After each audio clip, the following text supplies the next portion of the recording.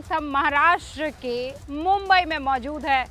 समंदर का ये किनारा है, लहरें जो है किनारे से टकरा रही है, बिल्कुल ये बताती हुई कि कहीं भी हूँ आकर यहीं पर इस दर पर मैं कदम रखने वाली हूँ। और ऐसे ही नेताओं का भी आजकल विचार है, कहीं भी हो आपके दर पर ज़रूर आएंगे वोट मांगने के लिए।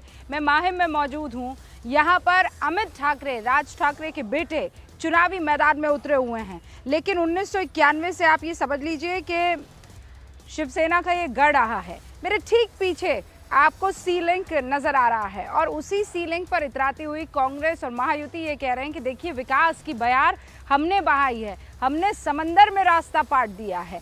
तो मुंबई में इस वक्त विकास के साथ साथ खानदान के साथ साथ जो सबसे बड़ा मुद्दा अब उभर कर आ गया है वो है राजनीति में धर्म की एंट्री। दो बड़ी खबरें हैं आज और दोनों बड़ी खबरों पर नजर रहने वाली है। सारे जो हमारे रिपोर्टर्स हैं वो हमारे साथ जुड़ चुके हैं। महाराष्ट्र चुनाव पर ये हमारी जो मेगा कवरेज है, इसमें हमने तो कोशिश की है कि जो वोटर्स हैं, जो जनता है, उनका मन टटोल लिया जाए। लेकिन नेता क्या ये काम कर पाए हैं, क्योंकि वो अलग अलग फॉर्मूले पर काम कर रहे हैं। कल हमने आपको बताया था all India Muslim personal law board के सज्जाद नौमानी ने ऐसे बयान दे दिए हैं जो भड़काऊ की श्रेणी में आते हैं, जो धमकाने की श्रेणी में आते हैं। और उसी सज्जाद नौमानी से मुलाकात करने के लिए स्वरा भास्कर और उनके कैंडिडेट पति जो है पहुंचे हैं। चुनाव के माहौल को इसने गरमा दिया है।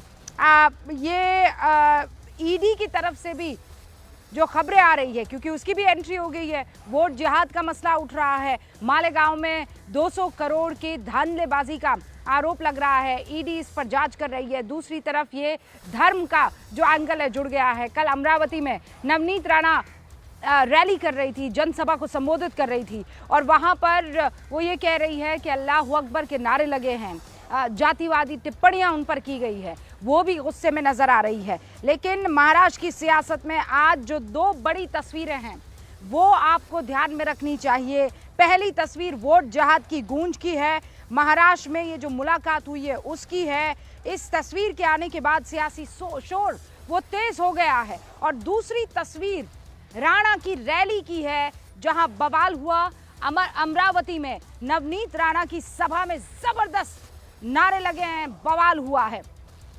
और वहां फहाद अहमद अपनी पत्नी के साथ यानी स्वरा भास्कर के साथ सज्जाद नौमानी से मुलाकात करने के लिए पहुंचे हैं। सज्जाद नौमानी पर महाराष्ट्र में बीजेपी ने वोट जिहाद करने का आरोप लगाया है। तो बड़ी खबर है ये। हमारे साथ दो हमारे रिपोर्टर्स जुड़ेंगे, हमारे साथ धारावी से रवि सिंह और माहिम से विवेक गुप्ता, उनसे हम बात करेंगे। लेकिन अभी बता दूं मैं, अमरावती में नवनीत राणा की सभा में हंगामा हुआ है। अल्पसंख्यक समुदाय के लोगों पर हमला करने का आरोप लगा है। इलाका था खल्लार में प्रचार करने पहुंची थी नवनीत राणा। बैठक के दौरान कुर्सियां फेंकी गई और अब शिकायत दर्ज कर दी गई है। दो बड़ी खबरें, दो बड़ी तस्वीरें आपके सामने। हमारे साथ धारावी से रवि सिंह और माहिम से विवेक गुप्ता जुड़ चुके हैं, उनका रुख करते हैं। विवेक, धर्म की एंट्री और अब नवनीत राणा कह रही है अल्लाह अकबर के नारे लगे। उधर हम जानते हैं कि शरद गुट, माफ कीजिएगा, अजीत पवार गुट से फहाद अहमद जो है चुनाव लड़ रहे हैं। लेकिन ऐसे में वो अपनी पत्नी स्वरा भास्कर के साथ नौमानी से मुलाकात करने के लिए जाते हैं। ऑब्वियसली क्लियर है ये तुष्टीकरण की राजनीति। ये क्लियर है कि वो वहाँ जो बड़ी संख्या में वोटर्स हैं मुस्लिम, उनको लुभाने की कोशिश के चलते हैं।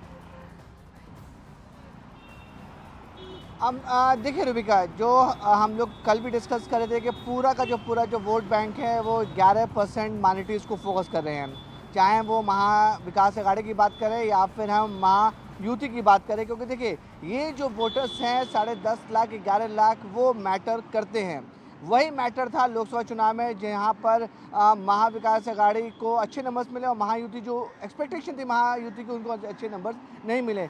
वही चीज़, सेम चीज़ फिर से दोहराई जा रही है कि ये जो 11 लाख वोटर्स हैं वो किस तरफ जाएंगे। इसलिए देखिए अब इसमें पूरी तरह से एंट्री हो चुकी है वोट जिहाद की एंट्री हो चुकी है, साथ ही साथ धर्म की एंट्री हो चुकी है।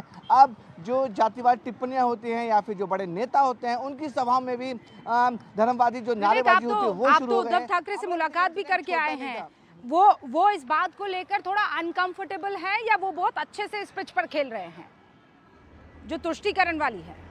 देखिए उद्धव ठाकरे हाँ देखिए उद्धव ठाकरे एकदम साफ तौर पे एकदम अच्छे से बैटिंग कर रहे हैं। उनका साफ तौर पे कहना है कि देवेंद्र फडणवीस ने जो वर्ड यूज़ किया है धर्म युद्ध, ये धर्म युद्ध नहीं है बल्कि ये चुनाव युद्ध है और यहाँ पर जनता अपने नेता को चुनती है, किसी धर्म को देखकर नहीं चुनती है।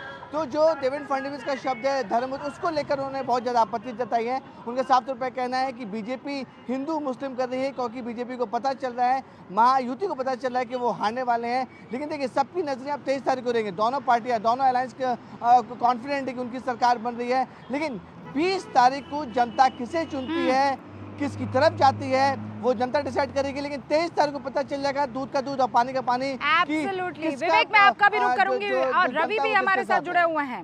रवि, कल आप बहुत सारे कैंडिडेट से मिले हैं, जरा दर्शकों को बताइए ना कि ये जो अलग अलग कैंडिडेट्स जिनसे आप मुलाकात कर रहे थे, उनके पास जो लोग पहुंच रहे थे, किस तरीके का आलम है?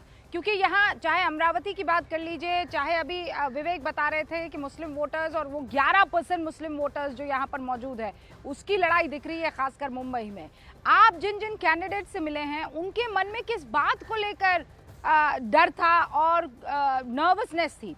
क्योंकि ये चुनाव तो बहुत अलग है, ये पिछली बारी के चुनावों की तरह तो है नहीं कि 4 कोने हैं, सबको पता है कि हमारी आइडियोलॉजी क्या है, सबको पता है कि हमारे रीजन क्या है, मराठवाड़ा में कौन आगे आएगा, विदर्भ में कौन आगे आएगा, किसकी पकड़ है। या अब वो टाइम नहीं रहा है रवि, अब तो मतलब इन चुनावों में तो everything is clear as slate.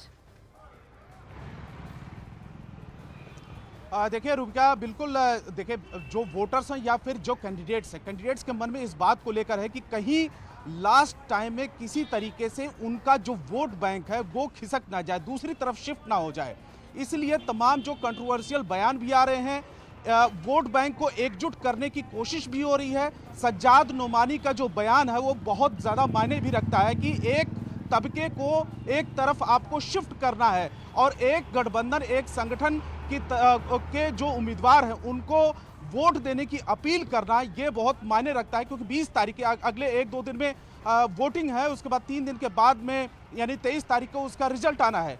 तो लास्ट टाइम पर ये पूरा का पूरा खेल चल रहा है कि किस तरीके से वोट बैंक को अपने खाते में, अपने पाले में उसको शिफ्ट करना है। शायद यही वजह है ना रवि कि साम दाम दंड भेद सब चीजों का इस्तेमाल यहाँ पर हो रहा है।